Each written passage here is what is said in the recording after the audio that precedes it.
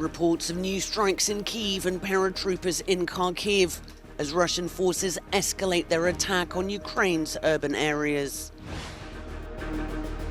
The country's capital enters combat mode as residents and troops prepare the city for war. And US President Joe Biden sends a warning to Vladimir Putin, vowing freedom will triumph over tyranny.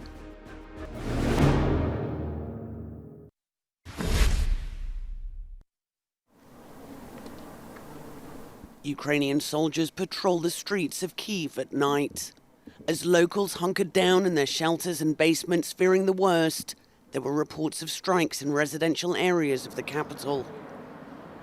Russian forces have escalated their attacks on urban areas, warning of what they called high-precision strikes on strategic targets. A Russian convoy headed towards Kiev appears to have slowed down. It's thought the long line of vehicles may be a siege caravan with enough armory to surround the capital and cut it off. An earlier strike on Kiev's television tower would appear to support that idea, cutting the capital's communications. But that's not so easy these days with internet and satellite phones. The shelling of Ukraine's second largest city, Kharkiv, has been described by President Zelensky as a war crime. The International Court of Justice, the principal judicial organ of the United Nations, has confirmed it will hold hearings next week. The Ukrainian leader, who had a standing ovation during his address to the European Parliament yesterday, said his country is fighting for survival. A second round of peace talks are due later today.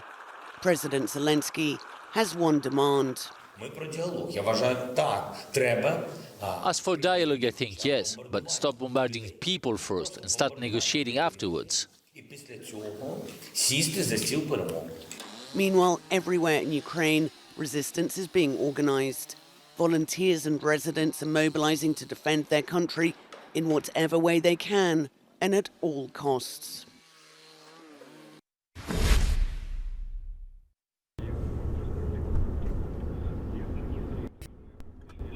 The Ukrainian capital is bracing for war. As Russian troops are closing in, checkpoints and barricades are everywhere in and around the city.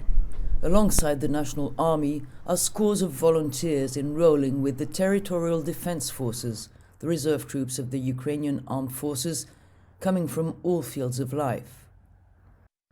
Alexander is a member of parliament, one of several, enrolled in a battalion based here in the center of Kiev. Ukrainian parliamentarism is not the place where you should only vote, but you also should defend it with a rifle in your hands.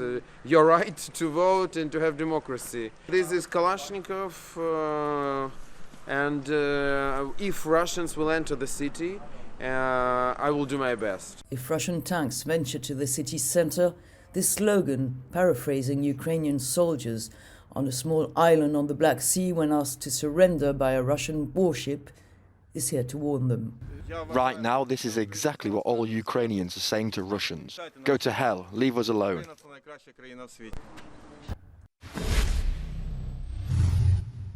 Well, I would use two words to describe the sentiment here. It's fear and determination. Fear because, indeed, the pictures we see of the convoys arriving to Kiev are very, very alarming for the population here. Many have sent their, relatives to safer parts of Ukraine, although now who knows what is a safe spot in Ukraine, given the number of bombings and explosions that we've heard of throughout the country. Now, for those who are staying in Kiev, well, some of them are literally living in shelters. Others who stayed at home are mobilizing. And in general, the population who is still in Kiev is completely mobilized and ready to fight alongside the Ukrainian army.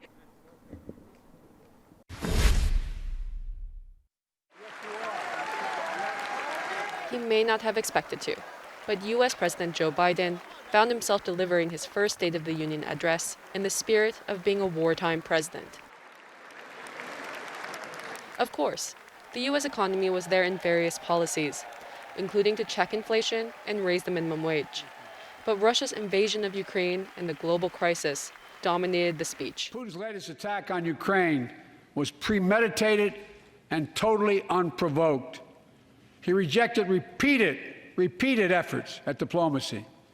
He thought the West and NATO wouldn't respond. He thought he could divide us at home, in this chamber, in this nation. He thought he could divide us in Europe as well. But Putin was wrong.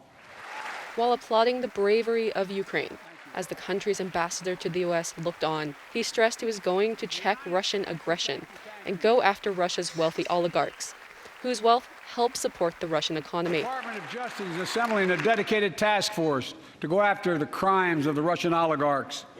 We're joining with European allies to find and seize their yachts, their luxury apartments, their private jets. We're coming for your ill-begotten gains. And tonight, I'm announcing that we will join our allies in closing off American airspace to all Russian flights. God bless you all, and may God protect our troops. Thank you. Go get him. Biden's popularity polls hover around 40%, and his address was his chance to get voters on his side. His message was that the U.S. is emerging out of the pandemic and to convey a sense of economic confidence. But like his audience, no one could have anticipated that emergence would come during a war in Europe.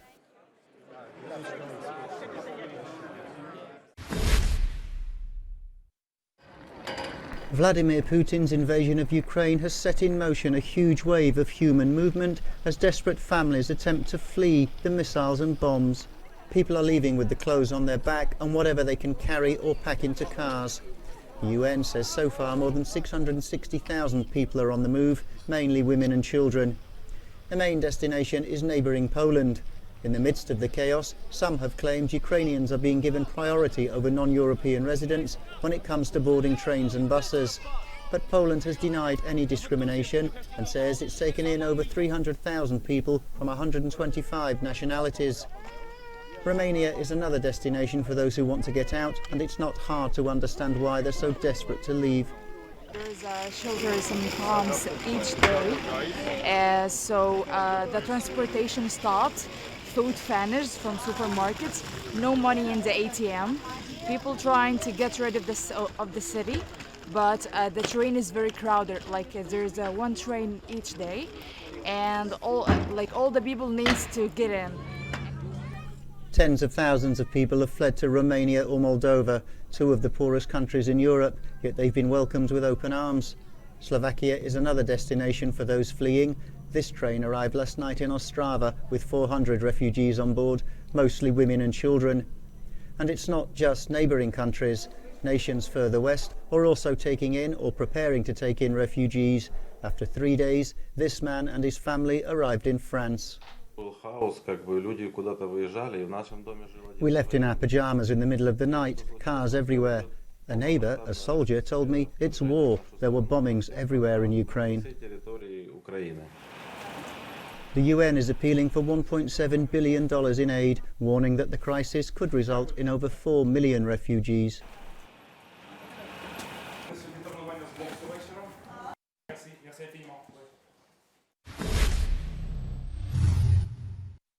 Here at Romanian and Ukraine borders there is a 20 kilometers line of cars. There are thousands of refugees that want to cross the border. It's cold, it's already snowing, but few of them have their engine cars on because there is a lack of fuel. You see, that station has no gas or fuel at all. So many of the refugees abandoned their cars near the road. You see them here. After that, they take the rest of their trip by foot to the Romanian borders. After they cross, they will go to Romania. Some of them, they will rest there, but many will go further to other European Union countries. From Ukrainian borders, Vitalie Kojokari, Euronews Romania.